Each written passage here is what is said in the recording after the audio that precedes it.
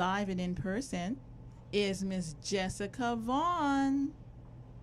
Hello. And she has a very exciting job because she's part of the Hillsborough County School Board. And boy, it is not boring down there. There's always stuff going on. Hello, Jessica. Hello. Thank you so much for having me on today. It's a pleasure and an honor to be here. Wonderful. Okay, so you know what? We always start at the beginning. Where were you born? Well, I was born in Colorado Springs. So I do enjoy a cold climate. Woo, that's a little chilly. So now I'm in Florida, but I moved here when I was 4. So Okay. I'm about to turn 44 on July 16th. So Wow. 40 years here, I feel like a native. All right, well, how did you end up in Florida then? We had family here. My grandmother lived here. She actually, this is a funny story. My grandmother was married to Pam Bondi's grandfather. Really? Grandpa Bondi, I called him. He taught me how to swim. So my family, from my mom's side of the family, moved down here. So we moved here to join family. I see. So now, what schools did you go to? So I went to Carrollwood Elementary, which is in my district. Okay. Then I went to Ben Hill Middle School, which is also in my district. And then for high school, I went to Gaither High School, which is in my district. Go Gaither. Then I actually went to HCC for my AA, my associate's degree, which I loved. I actually got a great education at our community college. I had the same instructors that I would have at USF, but it was a smaller class size where we really got to engage and learn about things. And then I went on to USF to graduate with my bachelor's degree in elementary education. Go Bulls. Okay, so you know the whole Hillsborough County scene when it comes to education, I would think. Yeah, because then after I taught in the classroom for a few years, I actually went on to substitute teach for 6 years. So I've been in almost all the different schools that I could around Hillsborough County and in a lot of different positions. Now, what is the first school that you taught at? Well, I interned at Sulphur Springs Elementary, but my first job was at Kenley Elementary. Okay, Sulphur Springs. So you went into a underprivileged, I guess you'd say, area. Yes, all of my in-classroom experience were in Title I schools, or achievement schools, I guess we would say now. Okay. And then, so how long did you actually spend in the classroom? Just a couple of years. Between my final internship, it was about 3 years in the classroom. And then I had my son in 2012.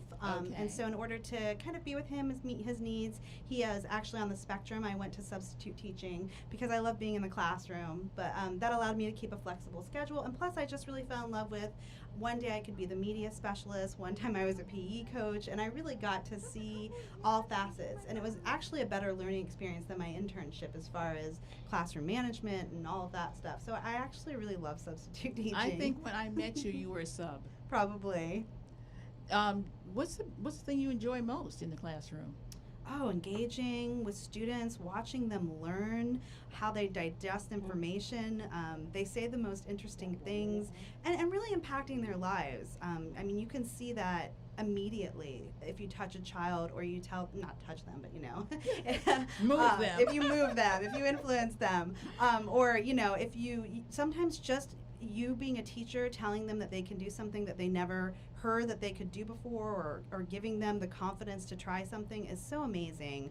I just love education. I love teaching. I love watching people learn, and I love being around kids. Now, how did you get into that political scene? Well, I've always been politically active, but more from an activist side. And then I had some friends who ran in local politics, and I volunteered for their campaigns because they were my friends. So I got a little taste of grassroots campaigns.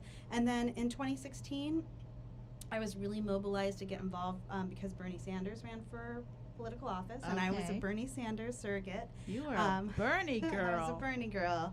And I got very involved with his campaign. I helped run the local office here, and then I went to be a delegate in Philadelphia for the 2016 DNC. Oh, that's impressive. And, there I had some experiences with the Democratic Party where I felt like we could really use some reform and a new voice, and that we needed to kind of move the Democratic Party. So I came back and I got involved in the local Democratic Party to help make some change that I thought we needed.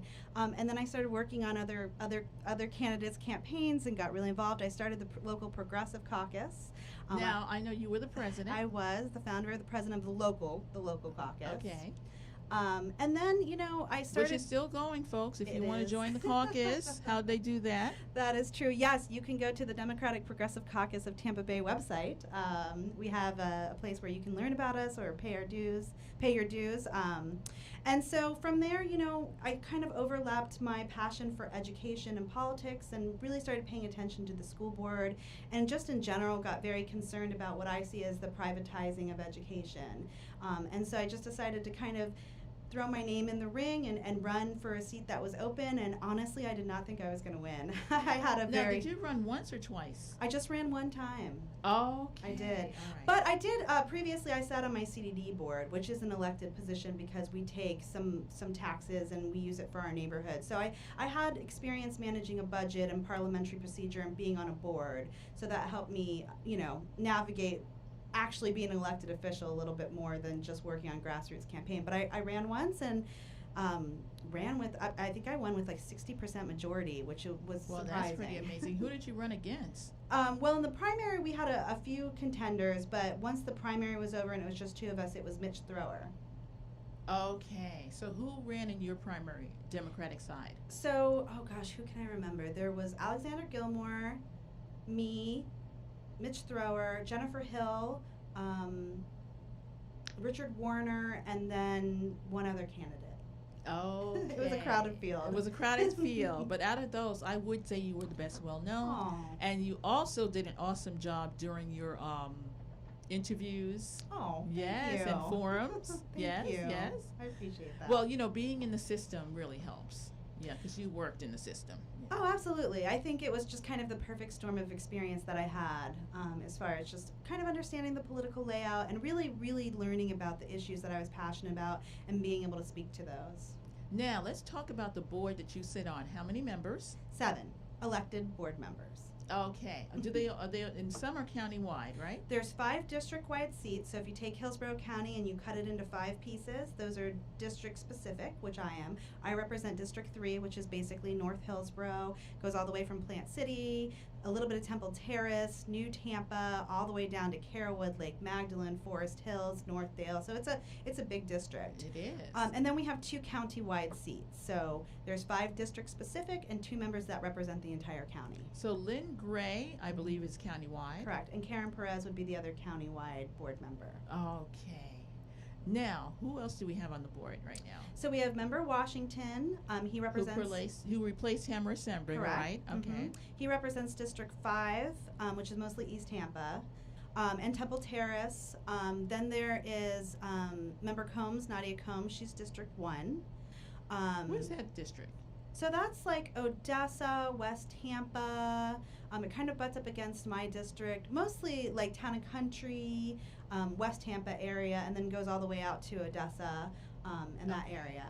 And then Member Hahn, which I believe is, I get Member Hahn and Snively mixed up. So it's Member Hahn, I think, is 2, which is mostly South Tampa.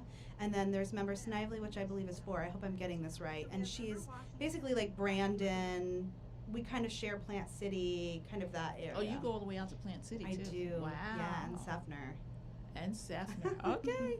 That is a big territory when you're running for office. It was, yes, yes. What would you say was why you were successful at running?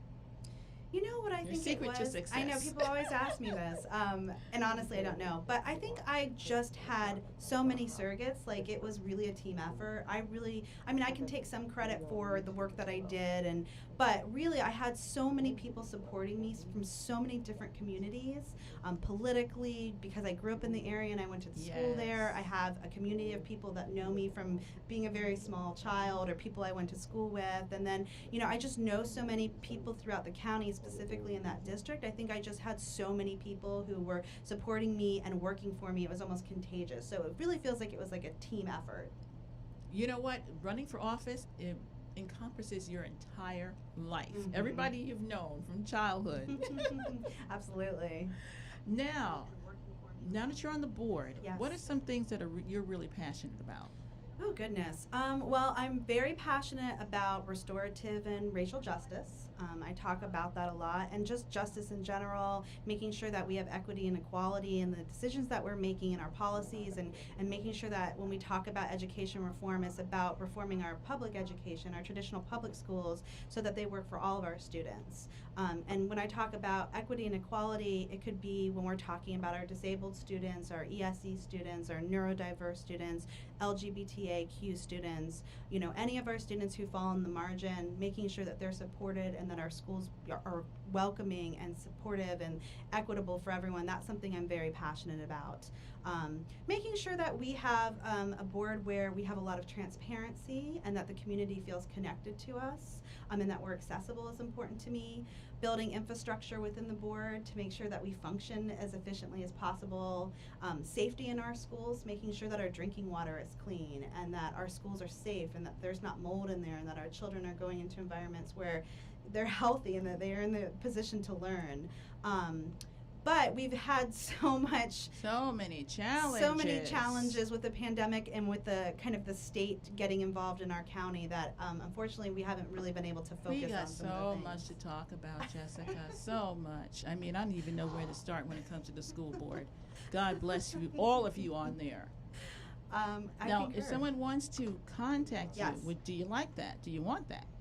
Yes, I do. We had some trouble with our email system because we switched over servers, so I was not getting all of my messages for a little while. That was frustrating. At this point, I tell people you can go on our county website and see our contact information for our secretaries. It's really best to call my secretary because then you're sure you're getting a live person. But absolutely, I think constituent feedback is crucial to being reflective and being able to represent both my district and the county. So what number can you be reached on? You know, I don't know it by heart. Okay, but how would they find it? So if you go to Hillsborough County School Board website and you look at the top, there's a toggle menu and you can go to school board and school board members. And under there it has our bio, our contact information. I think there's a link to email us if you want to. Again, the website's under construction, so some of this has changed recently. Okay, all right. But last time I checked, that was the best way to contact us. Well, that's important because people should know how to find the school board website, how to operate it. There's a lot of things on there, aren't there? There is so much information. Last night, even for the first time, we were approving a relationship we have with the Early Literacy Coalition, where we help identify and provide services for 3 to 5-year-olds who might be ESE or need additional support. And for the first time, I was like, where do parents find this information? How do they figure out if they want to use the services to get their students tested? And realized it was on our website. You have to dig a little bit, but there's so much information on there. Well, we know how important it is for people to be online. Absolutely. Stay connected with the school board. Absolutely. What other things can they find out on that website? They can find out our meeting dates, our meeting times. They can watch past meetings. They can look at our agenda. They can find out any information about the school that they want to, programs that we offer. I mean, there's so much on there. Now, again, it is changing, so that's a little bit of a challenge. Like we even have, if you have instances where you want to report something that you're concerned about in a school, you can go on there and report things that you're concerned about. So there's a plethora of information on there. When do you all meet? So that has changed a little bit. Typically, we meet 2 times a month, and they're always on Tuesdays at 4 p.m. at the Rosac building, which is at 901 East Kennedy. For a while, we were only having 1 meeting a month, but recently we discussed it and decided that 2 meetings were better. So we're back to 2 meetings a month and on rotating schedule. We just had one last night, so the next one will be July 13th. And then every 2 weeks from then, we'll have a meeting. Now, we have a meeting where we allow public comment, and it's an actual board meeting at 4, but we also always generally have a workshop in that morning, which is televised, that people can watch, or they can come to the building and watch, but we don't accept public comment at that meeting. Okay, so anyone can come at 4 o'clock. Absolutely. You sign up for the public comment, and now they can also see it online, right? They can, yep. We broadcast all of our meetings online. And where's that? Is that on the website? You can also find that on the website. If you go under board meetings, it will say watch on Spectrum or connect to this link, and it takes you right there. And also on Facebook, they broadcast it. We have the Hillsborough County Public Schools website, and they always broadcast our meetings there too. I see a lot of engagement on that specifically. Okay. A lot of people have been very engaged lately because of some issues that have been coming up. Absolutely. I love to see that. Anything that keeps people engaged in local politics is important. Yeah. They're engaged. That's a good thing. That's a good thing. Now, we're coming up to our first break. Okie dokie. In 10 seconds? Is that it? Yes, our engineer is telling me we got 10 Doing a great seconds. job. Now 5. 5, 4, 3, 2. But when we come back, we got some things to talk about.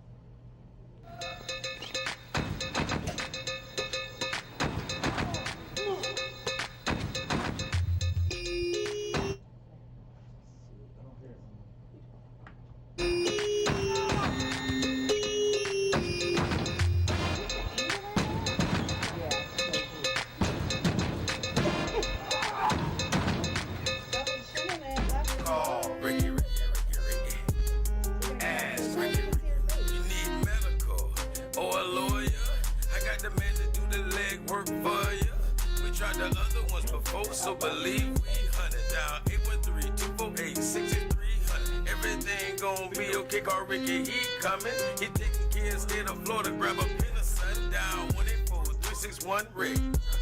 That's 184-367-425. Never word from the point forward. Just reply.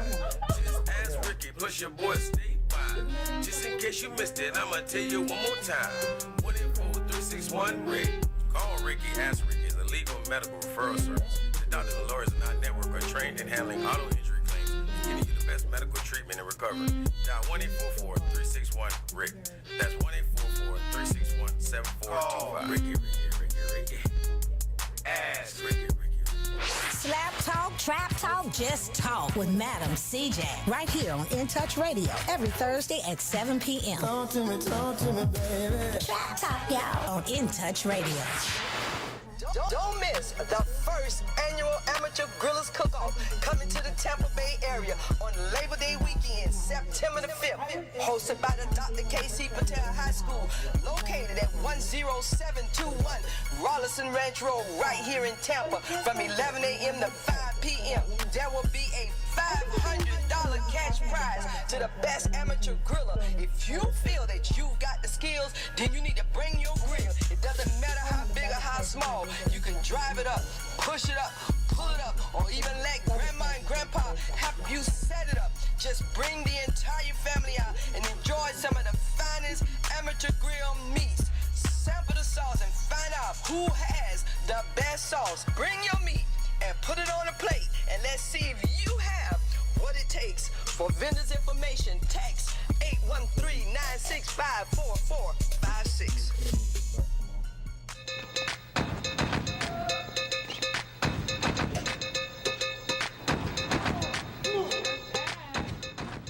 And you're listening to Tampa Bay Politics. And we're so happy in the house. We have Jessica Vaughn. She is a member of the Hillsborough County School Board. And how big is Hillsborough County? As far as How many kids do you have in the school system? 220,000 last count. Wow. We're it's the a big one. 7th largest district in the entire nation. We used to be the 8th, and now we're the 7th. So you imagine each state has how many counties? We have 67 counties. So out of that, we're the 7th largest county in the nation. Wow. So it's a big job. It's a big job.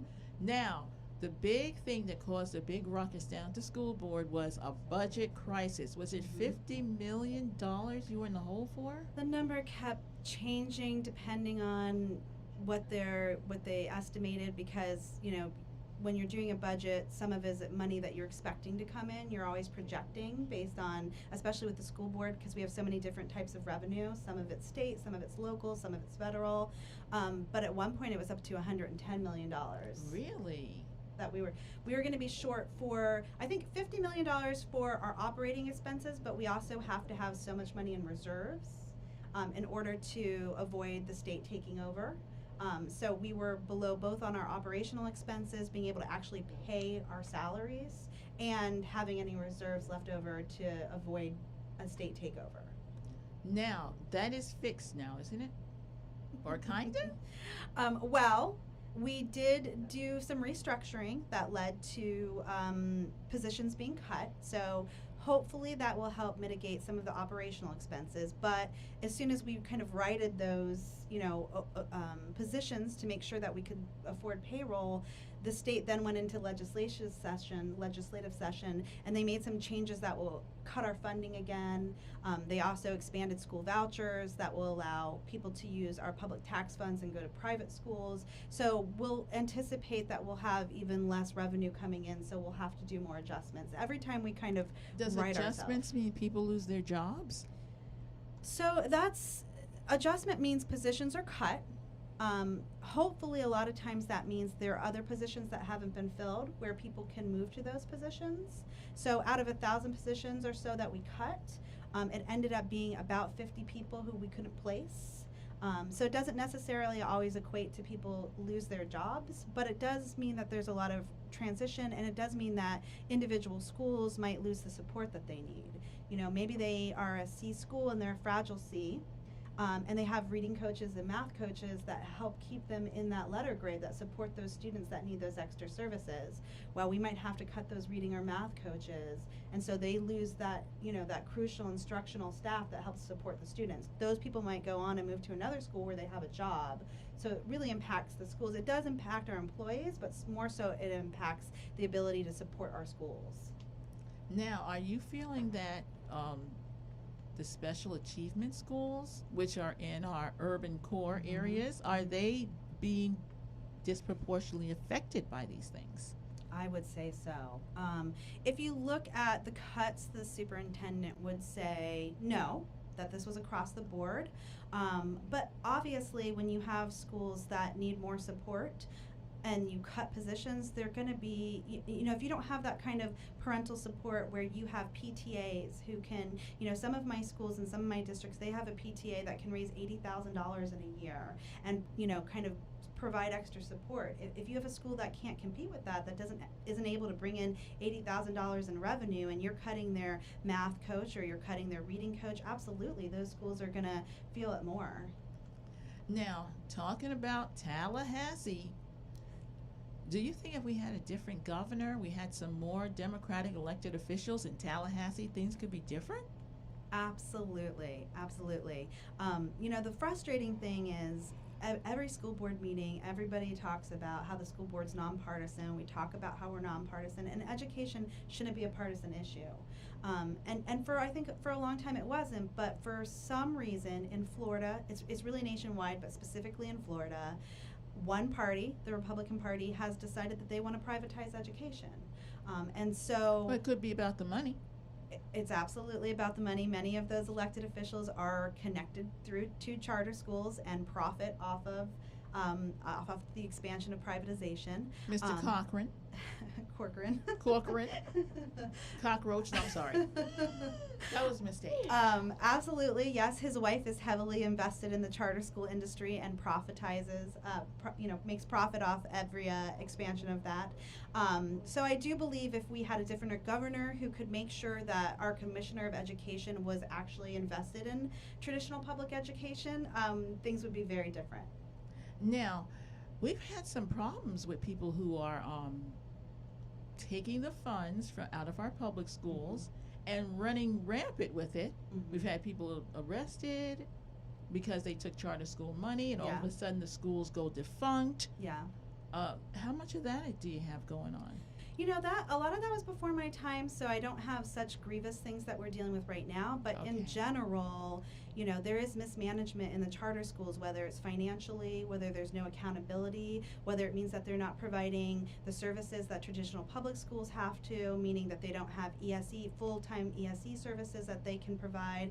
Sometimes they don't have nurses on campus. And then additionally, they can write within their handbook, or they can decide, discriminatory policies towards accepting students or keeping students, or, they don't have to take everybody. They really, they would say it's a lottery system, so they do take everybody, but they absolutely discourage people who have ESE needs that they can't service from even applying by telling them right off the bat, like, we can't service your student. Or they don't provide transportation, so the only people who can access these schools are parents who can bring their kids to school every single day, who don't have to work necessarily. Or they have private or preschools that, you know, are facilitated with their charter school, and those kids immediately get acceptance to their to their elementary school. So people who could afford to put their kid in their private daycare reserve a spot in that in that charter school. So there are these ways they kind of get around being, you know, the lottery system to make sure that they're kind of cherry picking who they think would be the best and brightest for their schools to be successful. And even with that, they're not that successful. They still aren't maintaining amazing letter grades or providing, you know, spectacular education. We have, Member Combs ran a tutoring service, and we have nonstop tutoring people who come to our board meetings and say, I spend a majority of my time trying to take charter school students and make up those losses that they have to get them on par to just to go into the next grade. Now, whenever I talk about charter schools, someone will say, well, I have a child and he's in a charter school and he's doing well. So do we have any idea how many schools are doing well, how many are doing poorly? We do. We have letter grades, and I will say this is important. There are some charter schools that are fantastic. We say this at every single board meeting when we kind of tackle the charter school issue. Originally, what charter schools were created for were to be an alternative think tank where we could try out different techniques and, you know, different ideas. And then what we're supposed to do is partner with those charter schools and bring those best practices that are successful into our traditional public education. And we always bring up the same charter schools. Pepin Academy, it services our most severely ESE students that get amazing support there. I have friends who have severely autistic students who have thrived in those schools. There's Learning Gate. There's Brooks de Bartolo. There are some schools that are independently managed charter schools that are fantastic, that want to partner with the district, and we love those schools. The schools that we have a challenge with that are not offering the same quality education, that don't want to partner with the district, are these schools that hire for-profit private management companies. I see. And so they're really looking to make a profit. And how do you make a profit, right? The first thing you do is you cut quality. I see. You take uncertified teachers, you take teachers who don't have the experience, you pay them $8 like you would pay a daycare worker. You know, you slowly start to cut the quality so that you can maximize the profit. And that's what we're concerned about. And also, they divert all of our public school tax dollars into these privately managed charter schools where they can pretty much do anything that they want. They don't have the same accountability, they can be exclusionary, they don't offer the same education, and they make a profit. They're profit driven, and those are the ones that are concerning, and those tend to be a majority of them. Oh, I'm sorry to hear that. Now, I did see there's a new one coming into our county, IDEA, from Miami. So that is actually its own entity. Those are actually identified from the state legislation as schools of hope. So they fall into their own category of charter schools, and they are specifically to serve marginalized communities. Okay, I see one popping up on Fowler Avenue. Fowler Avenue, where the old flea market used to be. It's Okay. massive. It's Okay, huge, and it has yes. IDEA public schools on it, which is Yes. interesting. However, they have a very checkered past. They've do. already gone through several CEOs who have abused funds, who have bought private jets, who have had to step down. They come with a heavy record of concerns. But they're still going. They have extra protection by the state legislation. They actually don't have to have any certified teachers in their classrooms. The state has given them extra exemptions to make them successful that are even outside of what charter schools normally are allowed to operate with. So they're the most concerning, honestly. Now, I know that your platform is you really do not want to see the privatization of our schools. Absolutely not. And this is a big factor.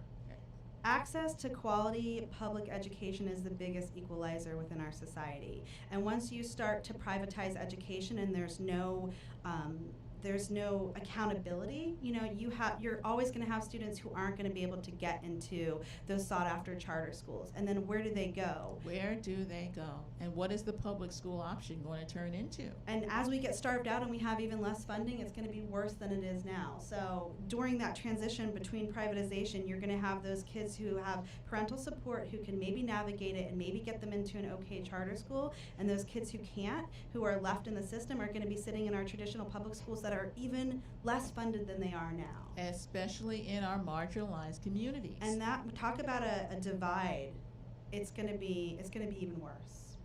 And that is where we get our wealth gap. So many gaps. So many gaps. I mean, and our poor children. I mean, this is our future. Absolutely, absolutely. And we could be focusing all this energy, instead of privatizing education, into actually reforming our traditional public schools so that they do work for everyone. That could be the answer. And that's what we should be doing. Well, guess what? It's break time again. Oh, Oh, no. maybe not. It is break We're time. going to break. We are going to break. Okay. I thought I saw that finger go up from our lady engineer, Anna.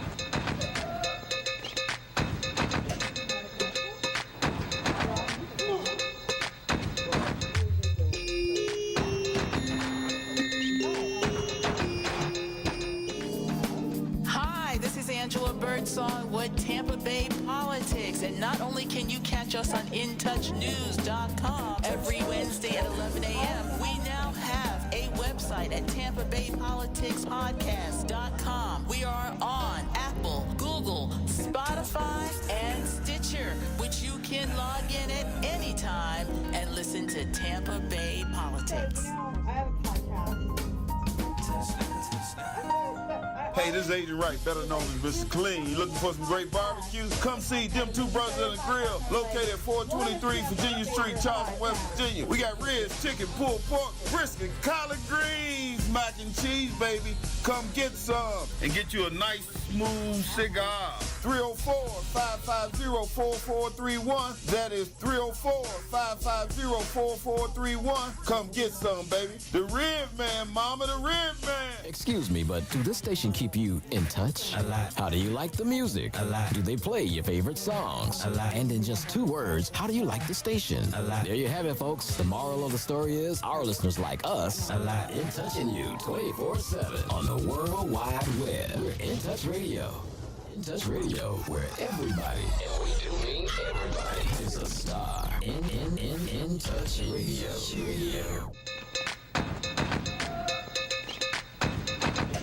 Here we are. We're back. I'm Angela Birdsong, your host. And I am so happy to be in the studio with one of our Hillsborough County school board members. Thank you. It's her first term, It is. and she's being tried and tested by fire. That is an understatement. Absolutely. It's been incredibly challenging. But thank you for serving. We Oh. need you there. Oh, thank you. I appreciate it. Now let's talk about this state issue. Tallahassee is trying to run the show, Yeah. and tell us about this guy Corcoran up there and your new superintendent. What is going on?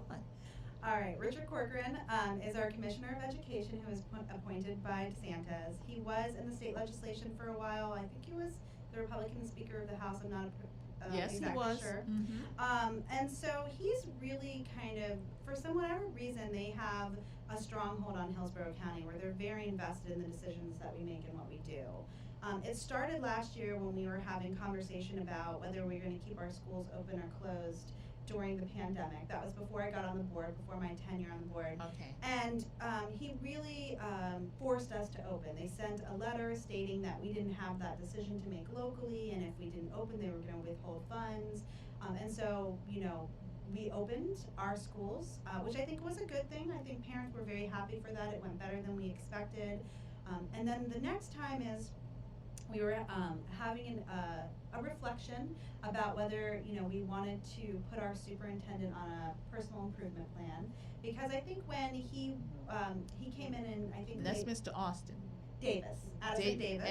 Addison Davis. And when he first came in, I think there was a very different board. It was before the 2020 election, and I think that he had a very clear agenda from that board. And then we had a new board come on, and I think there were some growing pains. And the new board wanted, maybe him to go in a slightly different direction. And I think he was having a hard time pivoting, so we were talking about whether we were going to help him by putting on an improvement plan. And for whatever reason, the Commissioner of Education basically sent us a letter saying that if we did that, they weren't going to give us our ESSER funds, which is the rescue money that the federal government has given to each county and district, and really overstepped to say that we weren't allowed to, or he strongly discouraged us putting the superintendent on a personal improvement plan. And to kind of understand the structure of the school board, essentially the superintendent is over operations. I mean, he really runs everything and makes the decisions on the day-to-day basis for the school board. I mean, the school districts. The school board is in charge of hiring and firing the superintendent, really helping manage the budget with all of the budget amendments, going over the contracts. That's what we voted on a lot last night, going over the policies of our school board and changing the policies. But he's really in charge of the day-to-day. He's the one who puts principals in the classroom and makes the decisions and runs our schools. And so Richard Corcoran threatened to withhold money if we didn't do what he wanted. And then most recently, we kind of upset things because we voted not to renew several charter schools, and we also voted not to approve some new charter schools coming in. Now, this has been a big issue that has has blown up. It has, in yes. Hillsborough County. For those who don't have children in the school system, I'm with the League of Women Voters. They Yay. got involved They with sure it. did. So we don't want to gloss over that. That's a big issue. What is going on right now? So in response to this concern, because the budget crisis we had, it was directly related to the charter schools. It wasn't solely that. There's a lot of issues. It's the fact that we don't have internal funding that other districts do. We don't have a sales tax for operation. We're property poor. So like Miami-Dade, they have $1 million mansions on the ocean where they collect those property taxes and it funds their schools. We're in a unique situation where we have a huge student population, very diverse, and we don't have the same kind of internal funding. So there's a lot of different things that contributed to our budget crisis, but one of them is absolutely charter schools, who last year alone took $250 million out of our county for students. That's a chunk of change right there. And so we had a meeting where we were to renew and approve. We approved a couple charter schools that were small, independently managed, that we felt wanted to partner with us. The larger ones we did not approve. Then there were some that were up for renewal. We gave one school it wanted a 10-year renewal. It's a high performing. We lowered that down to 5, and there were a few that we denied renewals. And so Hillsborough County has been so charter school friendly for so long. It's honestly been known as one of the most charter school friendly counties in the district, that I think that just caught everyone off guard. Really? And so the Commissioner of Education wrote us a letter essentially saying if we didn't reverse our decision, again, he was going to withhold the funds, statutory funds that we were supposed to get. He mentioned the lottery money, but we haven't gotten the lottery money. We didn't get that last year. I don't anticipate us getting it again. But other funds that we earned, that we are entitled to, he threatened to withhold that if we didn't reverse our decision. So we had a meeting yesterday. One of our board members, Member Snively, made a motion to reverse our decision. She couldn't get a second on that, so it died on the floor. So we did not reverse our decision. And then we responded to the commissioner with a letter saying that, here are the reasons we're going to deny these schools. And then those schools have an appeal process. That's not where it ends. They can go through an appeal process, and either the state on new charter schools will manage that, or I believe it goes through the courts on the renewal. So there's a whole appeal process that we anticipate. Now, how many students are actually affected by this decision? So about 2,000. So that was one of the concerning things that a lot of speakers spoke about, that the commissioner is more concerned with 2,000 students than 220,000 students that, are affected by this. And for me, these decisions weigh very heavily. I understand that there's human capital that are associated with these decisions. I don't make them lightly. I feel terribly for the employees of these schools and for parents who have found a school that they like and put their children in a charter school. They went through the lottery process. They got their students in there. These poor students just came out of a pandemic year, and now their school may close. So these aren't light decisions, and none of the school board members make them lightly.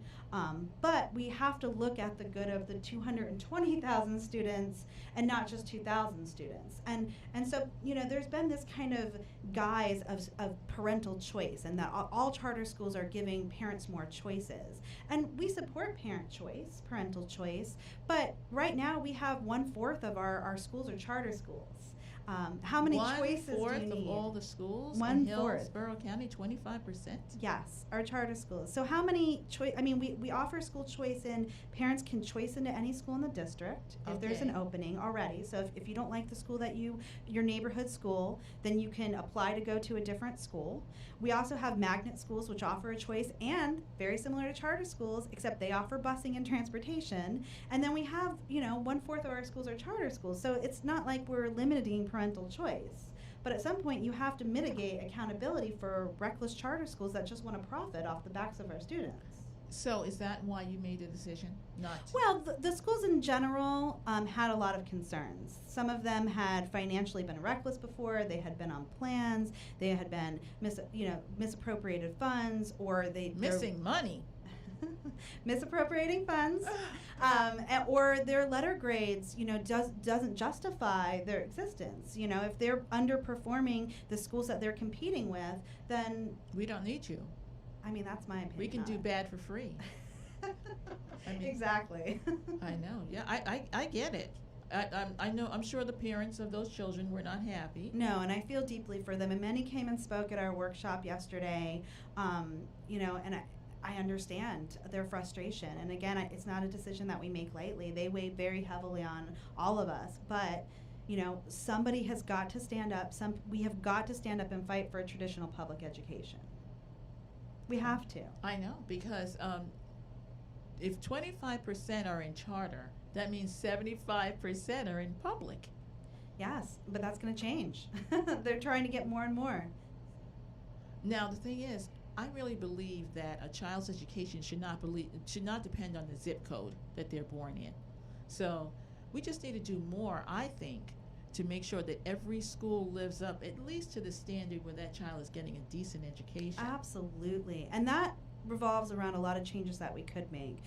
When we talk about these things, number one, I think we need to relook at our boundaries. As I've spoken about this before, but our boundaries are straight drawn from the days where we redlined, and specifically the government drew boundaries to encourage segregation or socioeconomic, keep people divided. And so we really need to look at small intentional changes to make our schools more diverse, and also look at how our original funding is distributed. Because right now, when we get our funding per pupil, we give schools equally the same amount, and then we have entitlement programs like Title I to help schools that need more support. I think that's an inequitable way of starting funding to begin with. If we have schools that need more, we should prioritize that in the funding to begin with, and then if we have extra entitlement programs where the state wants to support us, we should. So I think we absolutely need educational reform. There's no secret that many of our traditional public schools have failed a certain group of students.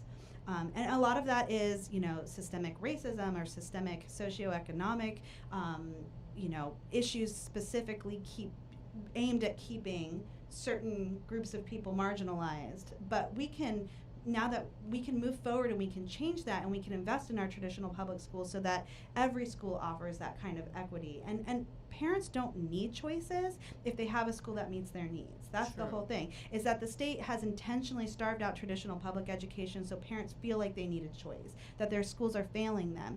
All parents want is a local school where their child can go and get the educational support that they need, as well as feel nurtured and safe, and that's all that they want, and we could provide that. Now, can the school board do that, or it has to come from the state? We could absolutely do the boundary changes. Okay. And we want to be intentional with them, because if you make them too drastic, you have white flight, and it's not Yes. gonna be successful. So it has to be intentional. And as far as the actual funding, that's a question that I'm still diving into of the original funding, if we can change the structure of that. I've been told that we could, but we had our CFO change right when we got on, so we're still kind of trying to get the answers as far as the funding is concerned. Because they're new too. Now, how much time do we have, guys? 1 minute. It's almost break Oh, it time went so- again. That's It so went break or that's fast. over? No, not over. Okay. We got one more. Well, it's our last break. You know what? Tell people again how they can contact the school board.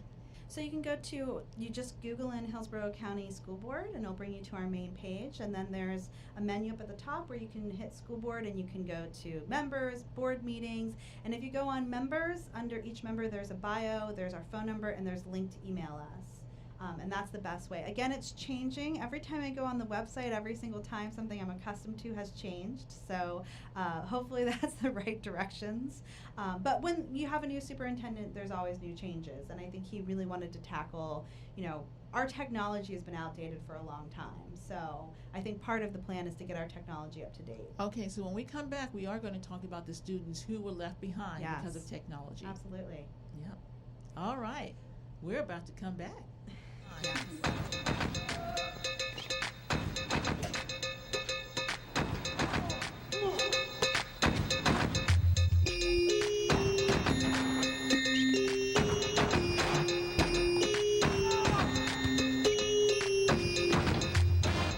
Hi, this is Pastor John T. Warner, Foundation Fellowship Christian Church. We are super excited. The date has finally arrived this Sunday at 10 a.m. at the Holiday Inn Express off of Bruce B. Downs for our inaugural worship service. A couple of things you might want to know: that we will adhere to all COVID-19 guidelines and masks are required. But we're super excited that you will be joining us. Tell a friend, bring a friend, but most of all, meet us there at 10 a.m. at the Holiday Inn Express off of Bruce B. Downs for Foundation Fellowship Christian Church inaugural worship service. God bless you and look forward to seeing you there.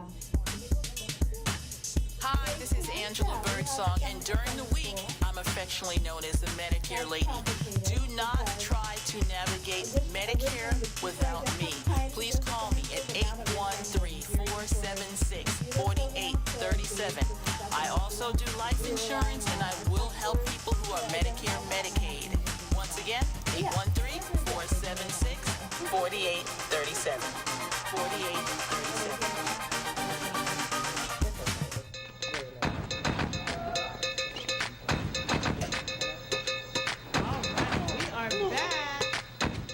For the last part of our show today.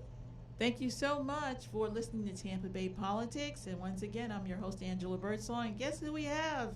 We actually have live and in person one of our school board members. Hi. God, and her name is Jessica Vaughn. God bless her for being on the school board, because they've had some challenges.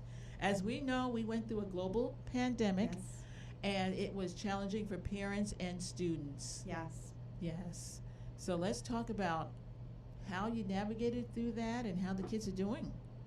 So I think we navigated it pretty well. Again, there were some concerns originally about our rush to open, and it turned out better than we expected. I know you had asked, going forward, we recently decided that in the next school year, masks will be optional, so they won't be mandated. Last night at the board meeting, we said that we wanted to revisit some of our quarantine policies, because that was challenging. If a student just sat next to somebody who had been tested positive, they got quarantined for a long time. So that was a challenge. Those kids were missing that instructional time, and if they sat next to somebody 2 weeks in a row, they could be out for over a month. So we're really going to look at being, I'm hoping, more intentional with our quarantining now that we have, a layer of protection and we're moving hopefully past the pandemic. But I know you had mentioned, how are we addressing the gaps with the digital divide, students who weren't able to necessarily access our e-learning, or sometimes they didn't even have the parental support.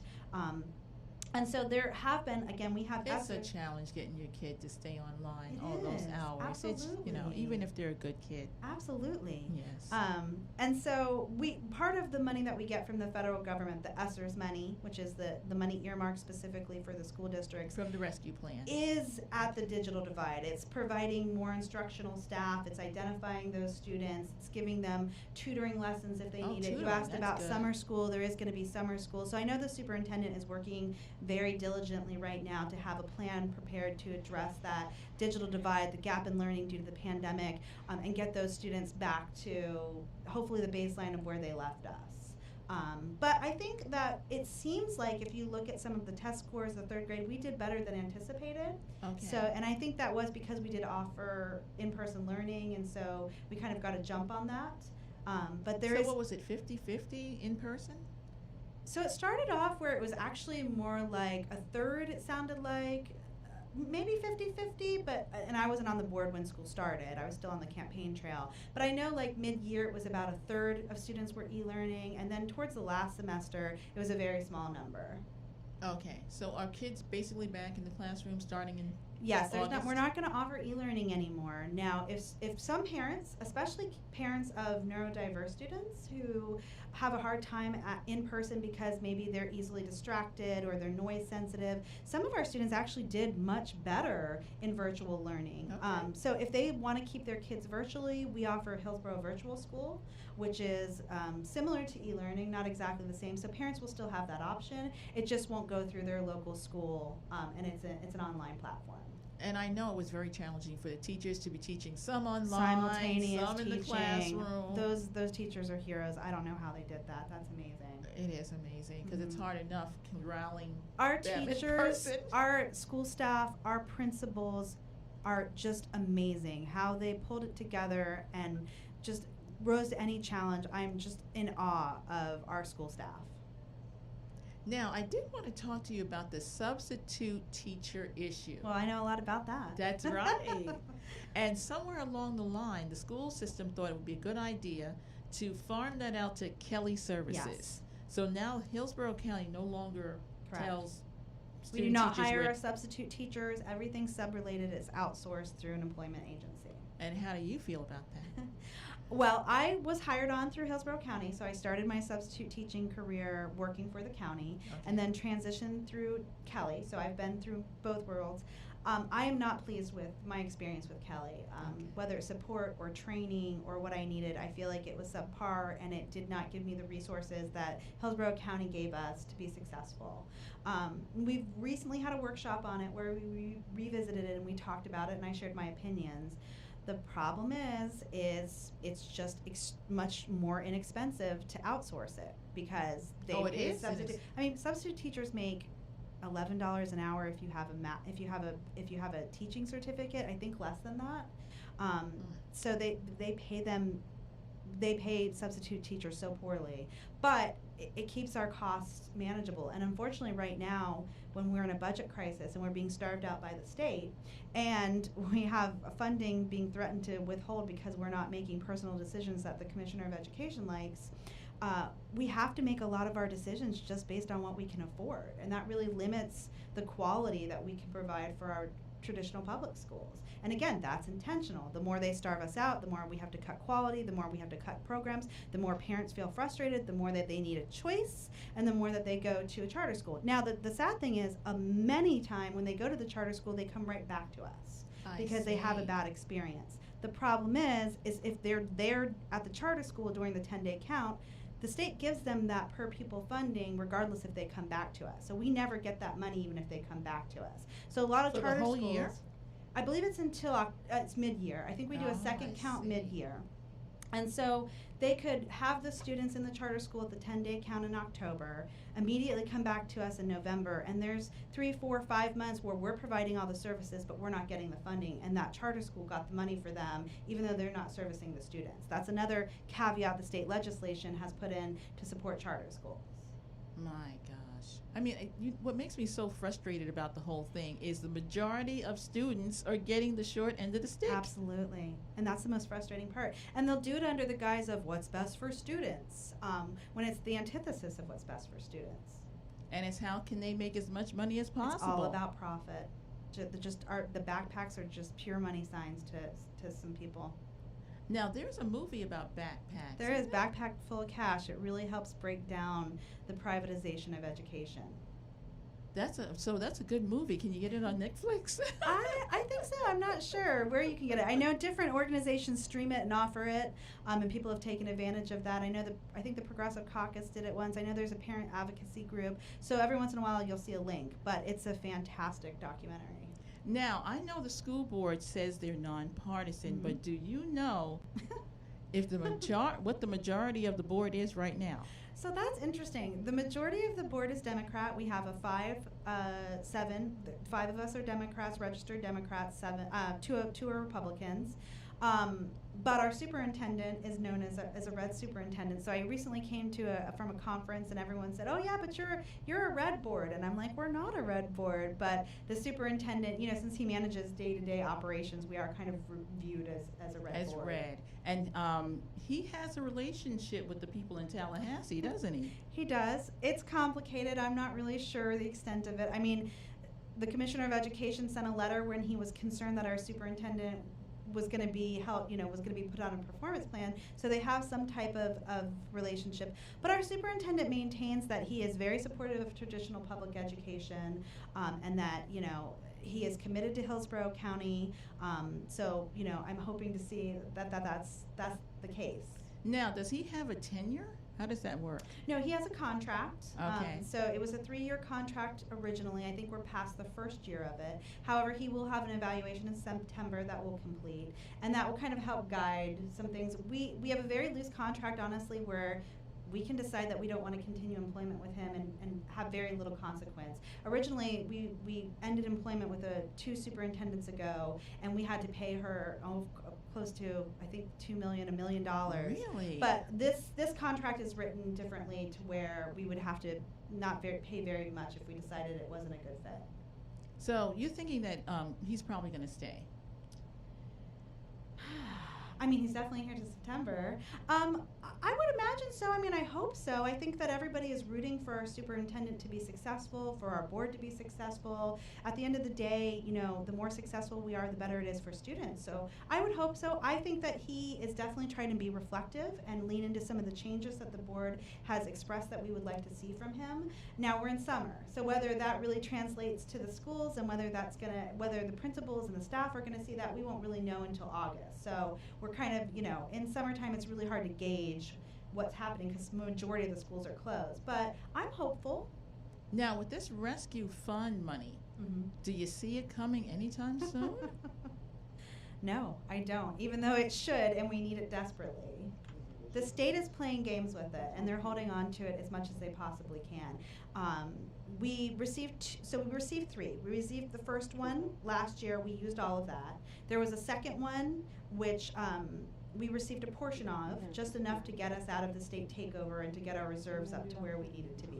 Okay. And we're still waiting on the rest of that. And then there's a third one, which is the biggest and most substantial, and it was written so that the state couldn't hold on to it. They were only able to access it for 60 days, but the state has found caveats to continue keeping that. And we've got no word on when we're going to get it or what that's going to look like. So essentially they're keeping as much money as they possibly can, and not allowing it to pass on to the counties, especially the counties that need it the most.